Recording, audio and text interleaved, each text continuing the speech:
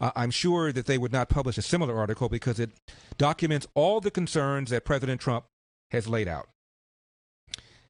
He writes that the flaws of absentee voting raise questions about the, quote, most elementary promises of democracy, the right to have one's vote counted. He writes, voting by mail is now common enough and problematic enough, his word, not mine, that election experts say there have been multiple elections in which no one can say with confidence which candidate was the deserved winner. Talked about the 2000 election, how many absentee ballots were cast. Listen to this. In the last presidential election, we're talking about the 2000 election now, 35.5 million voters. I said 2000 election.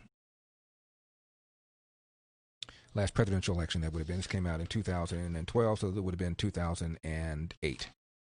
That's what he's referring to. 35.5 million voters requested absentee ballots. Only 27.9 million absentee ballots were counted, according to a study by a political scientist at MIT. He calculated that of that total, 3.9 million ballots requested by voters never reached them. Another 2.9 million ballots received by voters did not make it back to election officials, and that election officials rejected about 800,000 ballots. That suggests an overall failure rate as much as 21%.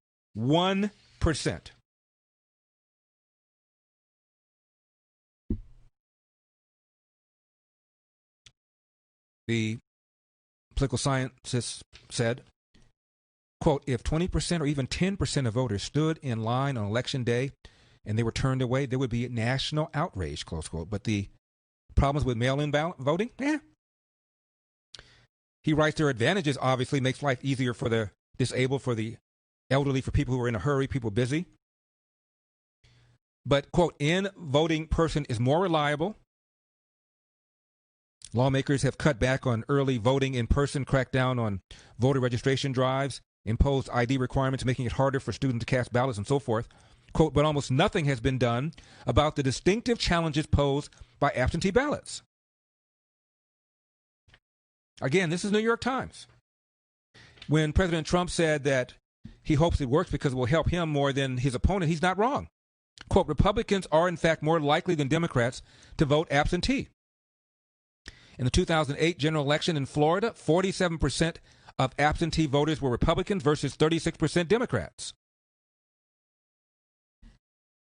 He also writes this, quote, there is bipartisan consensus that voting by mail, whatever its impact, is more easily abused than other forms. In a 2005 report signed by Jimmy Carter and James Baker, who served as Secretary of State under the first President George Bush, the Commission on Federal Election Reform concluded, quote, absentee ballots remain the largest source of potential voter fraud, end of quote. He also writes that election administrators have a shorthand name for the central weakness of voting by mail. It's called granny farming. The problem, cites a former county attorney in Miami, is really with the collection of absentee ballots at the senior citizen centers. In Florida, people help people vote absentee, and help is in question marks. Voting in nursing homes can be subject to subtle pressure, outright intimidation, or even fraud. Absentee ballots make it much easier to buy and sell votes, he writes. On and on and on.